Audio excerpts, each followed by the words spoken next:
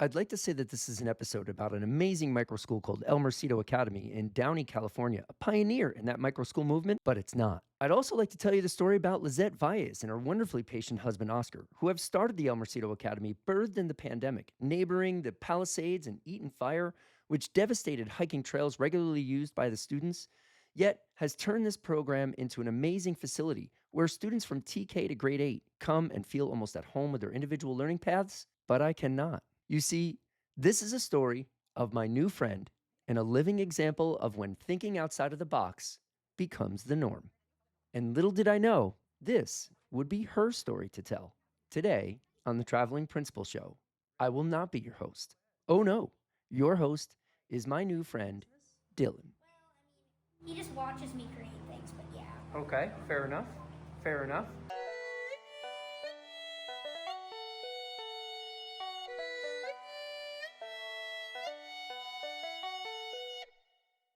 I got down to Elmercito mid-morning to beat the traffic, which I didn't and I never do, with an intent to learn about Lizette and her microschool movement.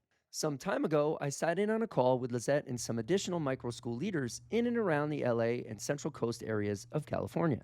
And I needed to totally understand the microschool movement. And I wanted to learn more and see for myself, traffic or not. My first impressions of the Academy complex was that they didn't have blatant signage like comprehensive school. My first thought is it's a pretty building, quiet little neighborhood in Downey. Looks to be an old church. Like most newer startup educational institutions, I felt that pain when I came to the West Coast to take over a charter school in a very non-charter friendly area to this day. Lizette came to greet me and the tour began. This wasn't what I expected at all. I really don't know what I was expecting, but this was way cooler. This was real. We went into the first room, and it was as if educators were given a clean slate with no restrictions and told to make an amazingly contemporary and eclectic environment for learning that met students at their levels and challenged them nonetheless. Lizette clearly knows her stuff. She's a total powerhouse, to be honest. And just when we thought the tour was moving on, Lizette went into a deeper layer of her microschool, and that's the trauma-informed practices that address students' transitions from the pandemic back into regular education settings. So just thinking about what students need, and they absolutely need to be seen, known, heard, understood, and loved, and have a soft place to land. And isn't that humanity? That's what we all need. Absolutely. Because pandemic or not, some students lack the executive function skills necessary to keep up with the day-to-day demands of public education. This is not a bad characteristic, all of which can be developed with correct support.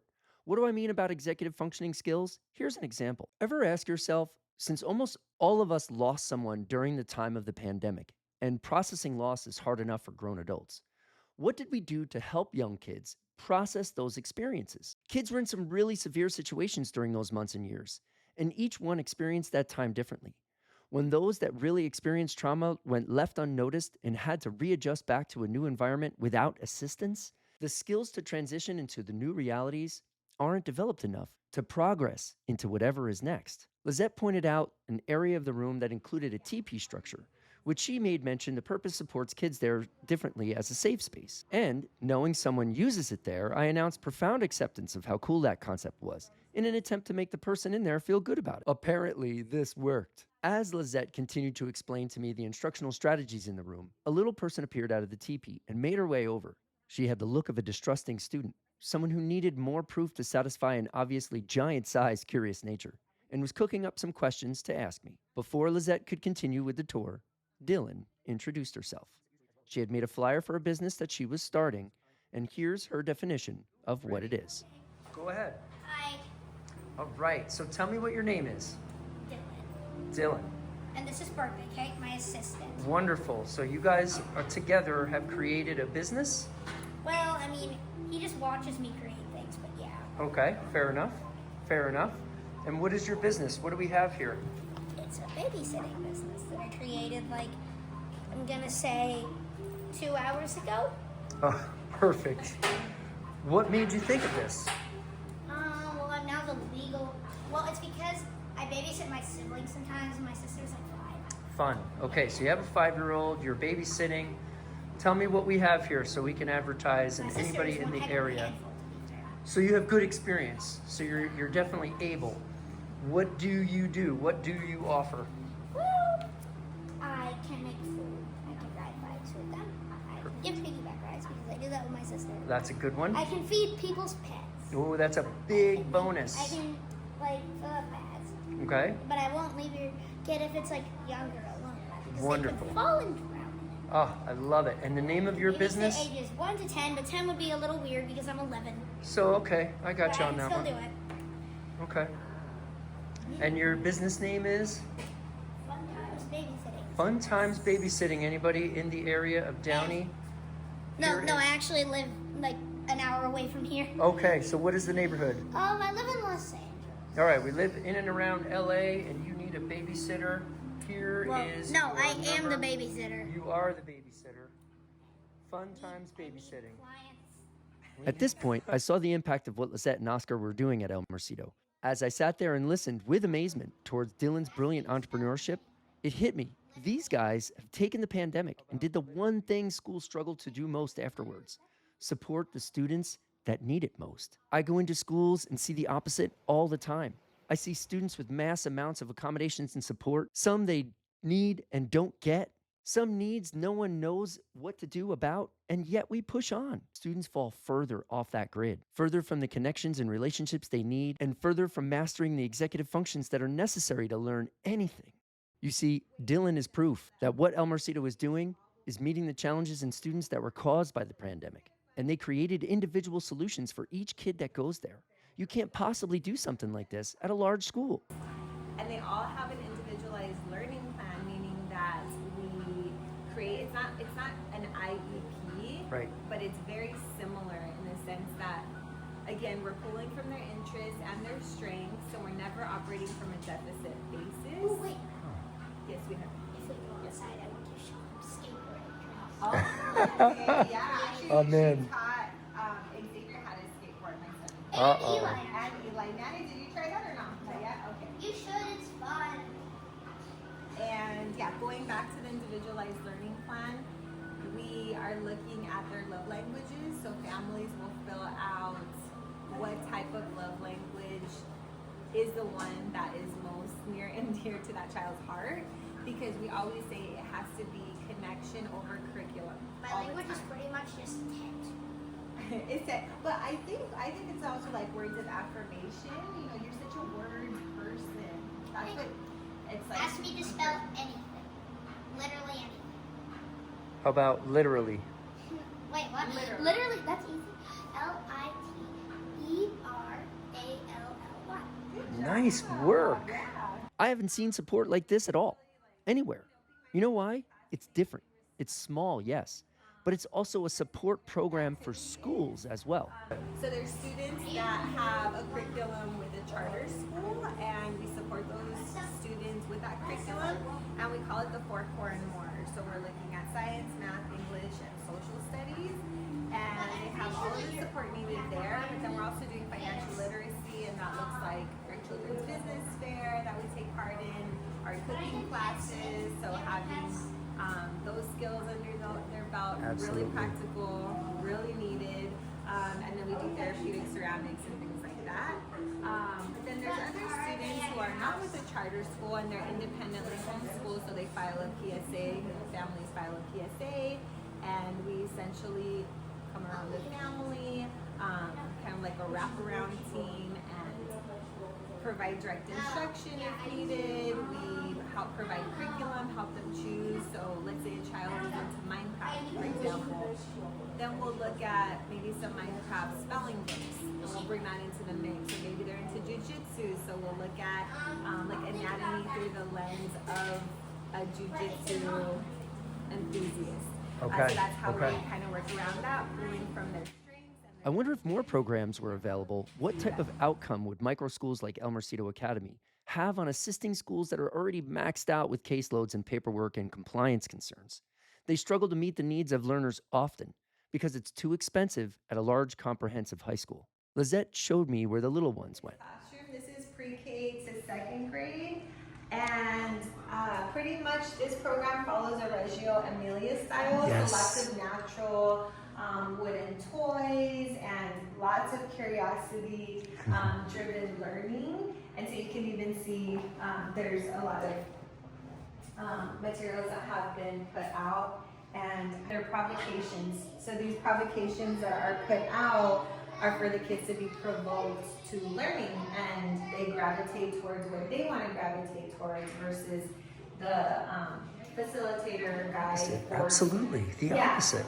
And types of bridges, so then they try to replicate that. This is like a map, or Love it. see map my neighborhood. Oh my gosh.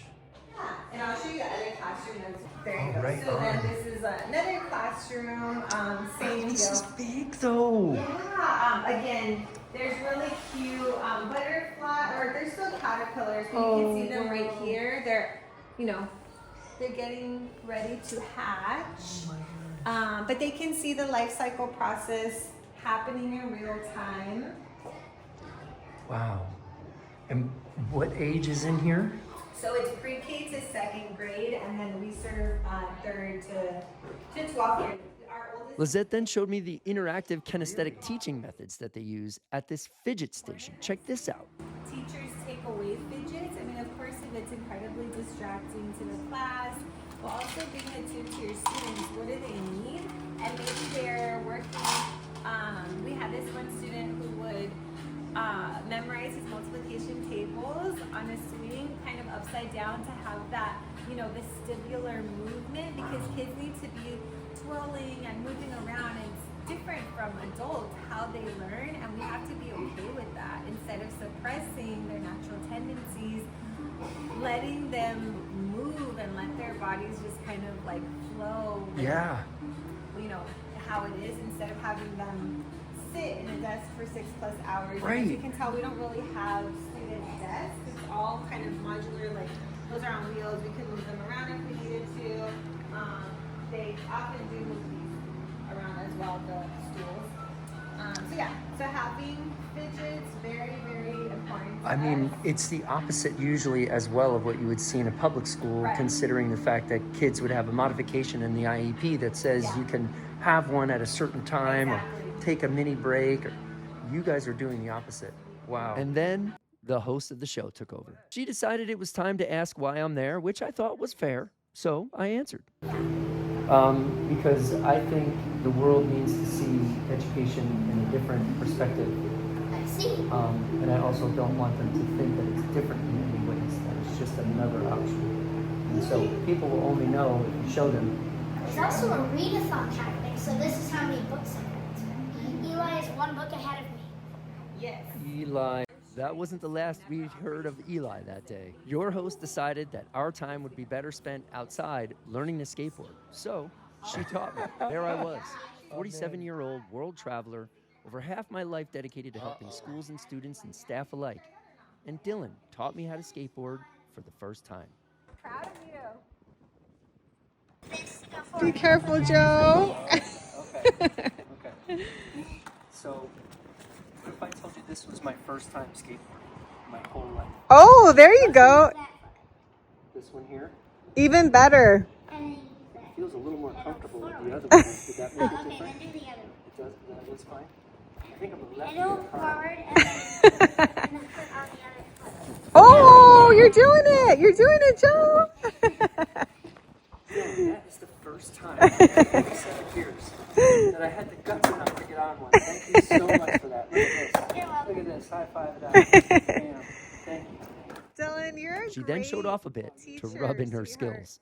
Students can complete curious thoughts, actions, or any questions and concerns that they may have. They can inquire and ask, they can determine workarounds, and they are constantly surrounded with the word yes. Like in this clip, where they just learned about and then cut onions for the first time.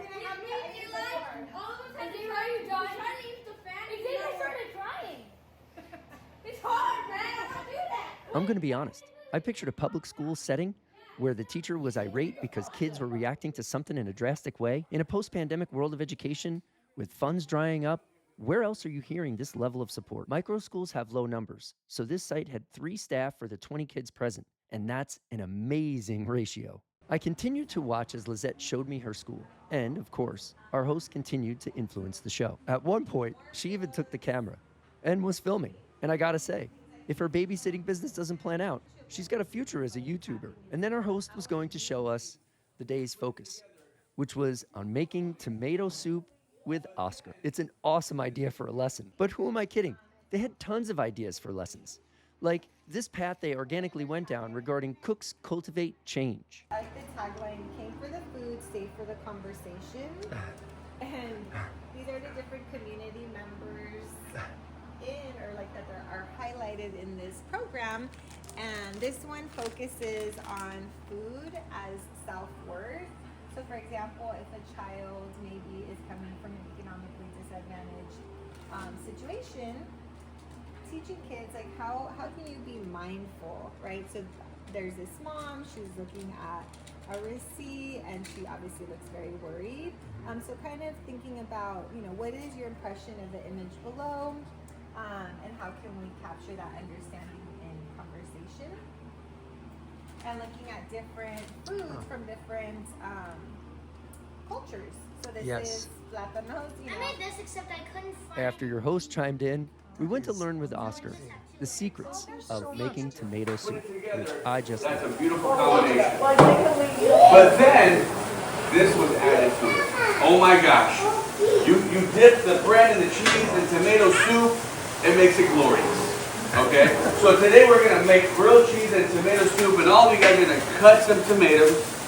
Who wants to cut onions? Onions are the Trauma-informed practices, when working with students, are moving from buzzwords to foundational relationship building with some students. The more we embrace this, the easier our ability to identify and work in these areas of discrepancies with students will be. Lizette then shared that they were hiring and talked about the position. So if you needed a position to support what you guys are doing here, Yeah, so we're looking for a chef that is willing to partner with us in teaching nutritional anthropology, all about sustainable foods, and teaching them the art of culinary. Yeah, culinary arts.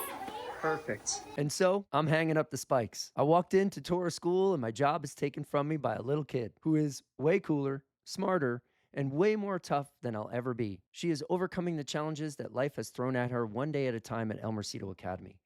Maybe, well, I'll do another episode, but I found myself a babysitter nonetheless. If you guys like this show, please like and subscribe. I created a new channel, so it's just for educators.